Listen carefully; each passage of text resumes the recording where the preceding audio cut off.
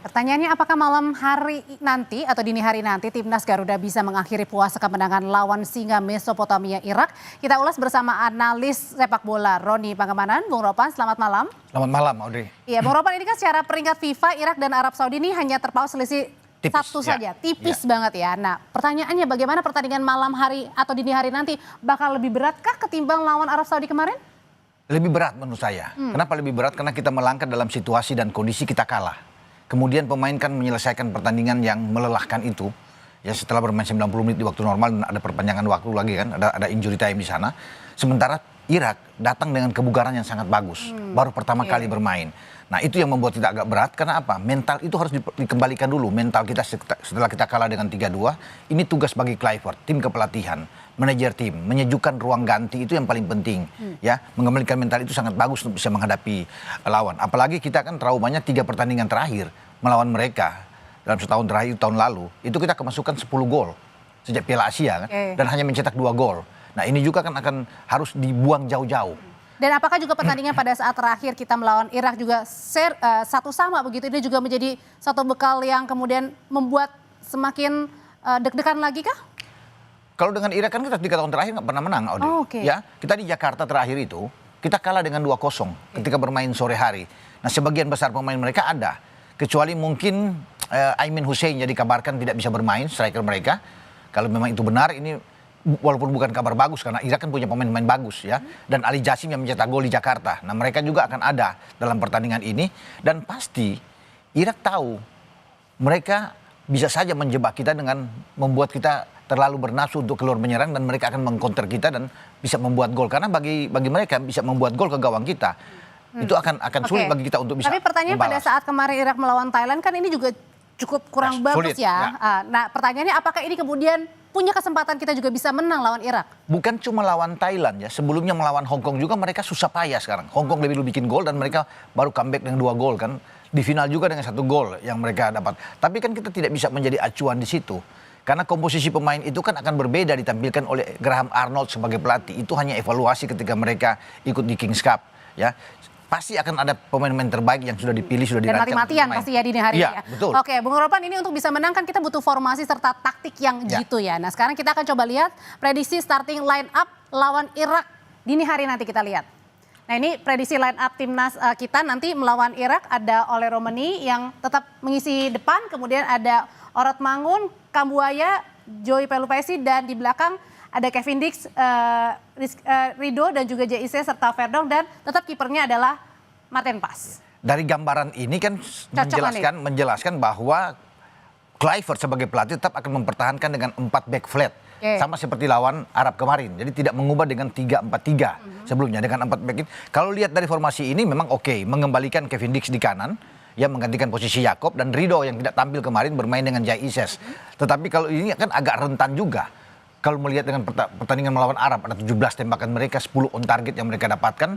Nah ini harus hati-hati bagi apa yang paling perlu harus diwaspadai kalau gitu di? Iya, karena Irak kan punya pemain-pemain tengah justru yang bagus. Depan mereka tajam, ya. Ali Jasim juga bagus, mereka bermain depan. Muhammad Ali juga Ibrahim Bayas di tengah, Iqbal bagus, Osama Rashid juga pemain-pemain yang hebat. Jadi ini pertarungan antara Pelupesi dan Tom Haye yang harus kuat benar-benar bermain di sini dengan formasi 4-2-3-1. Kali ini kan lebih menyerang, lebih attack kalau kelihatan di sini untuk bisa mencetak gol. Jadi menurut Bung Ropan sendiri harusnya formasi yang lebih baiknya seperti apa nih? Ya, tergantung dari pelatih Kluivert.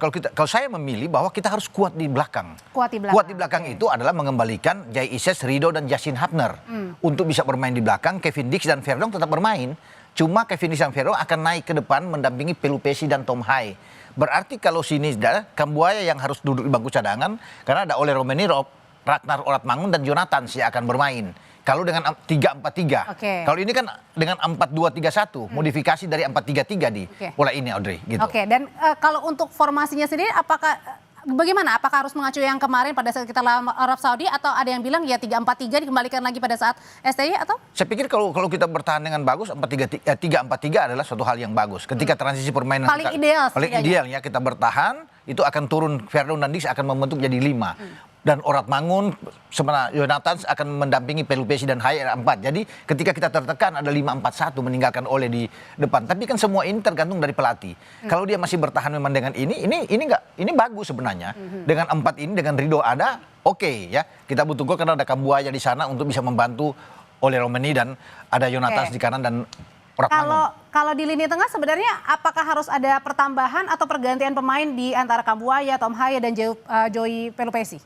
Kalau ini kan lebih menyerang. Oke. Kita bisa melihat lebih attack sana dengan Pelupesi dan Haye. Nah, kembalinya Haye itu ada untuk mengatur ritme di tengah. Kita butuh orang yang hilang kemarin melawan Arab Saudi. Siapa itu, Bung? Nah, Haye yang akan bermain. Kemarin kan Mark Klok yang ditampilkan. Sekarang Haye itu harus dari pertama. Kalau kita ingin lebih kuat, sebenarnya kita punya Nathan Cho. Nathan Cho itu bisa bermain di sana dengan Ricky Kambuaya akan cadangan. Ya, tetapi semua kembali ke Patrick Kluivert ya akan melihat sini. Apakah dia mau memainkan dengan Tancho dan mengorbankan Ricky Kambuaya atau tetap dengan Ricky Kambuaya bermain? Karena Ricky juga pemain yang bagus gitu. Oke, tapi kalau pada saat pertandingan kemarin sebenarnya klop nggak sih antara Tom Haye dan juga Pelupesi? Tom Haye kan masuk di babak kedua ya kalau bisa melihat. Karena permainan Pelupesi itu tidak sejalan bagus dengan Mark Klok sejak awal. Makanya di babak pertama itu agak kalah total di tengah kita.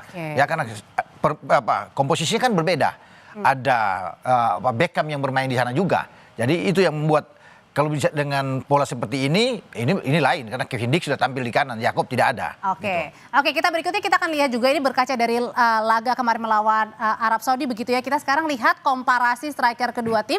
Di Arak ada Aiman Hussein yang sudah mencetak 35 gol ya. Dan juga sudah beberapa kali menjebol gawang Indonesia, Bung Ropan. Nah sementara kita juga punya Ole Romeni yang perannya ini semakin terlihat di timnas Indonesia. Lalu pertanyaannya apa yang harus diwaspadai dari sosok Aiman ini? Ini punya tinggi 189, tapi kabarnya dia cedera katanya. Kabarnya terakhir info dia tidak main ya. Tapi kalau dia bermain ini pemain paling berbahaya. Di Jakarta dia bisa membuat gol, penalti melawan Indonesia di GBK ya. Kita bermain dengan 10 orang ketika Jordi saat itu kartu merah. Nah, ini pemain yang berbahaya, tinggi, sundulan dia juga bagus, bola-bola atas. Sudah unggul itu ya. Ya, unggul, ya punya bagus lah kalau untuk seorang predator di depan. Tapi ketika dia dikabarkan tidak ada, jangan dulu senang buat kita. Karena Irak punya pemain-pemain yang Muhammad Ali pemain bagus ya. Ali Jasim pemain bagus, di Jakarta dia bisa membuat gol menit 88 Ali Jasim. Jadi mereka punya 2 striker lagi yang bisa membackup Aiman Hussein. Tapi kalau dengan Aiman Hussein wakilnya fit, mereka akan lebih kuat. Makanya ini tugas bagi lini belakang kita. Ya, Jaisa Srido yang harus bertarung habis-habisan. Habis-habisan. Nah, kalau di depan ya ada Ole kita punya. Ya, Ole memang harus tampil. Sayang kemarin dia tampil memang sudah di babak kedua. Tapi artinya harus dari awal harus main nih Ole. Dia harus dari awal sebenarnya bermain untuk bisa mengganggu. Kemarin kalau dari awal banyak mengganggu pertahanan Arab. Karena buktinya kan dia masuk itu mengganggu, termasuk penalti kedua yang kita dapatkan dari tekanan Ole. Nah, sekarang bermain lawan Irak, dia harus dari awal memang. Dengan kombinasi Ole, Miliano di kanan, Rakhtar, Orat Mangun di kiri, ini kita cukup oke di depan. Saya senang kalau dia bermain lebih awal karena naluri mencetak gol itu tinggi dia. Kemarin kan kita nggak bermain sama sekali, Audrey. Kita bermain yang false nine, nggak ada seorang striker. Padahal di bench itu ada Ole dan Mauro Silva yang duduk.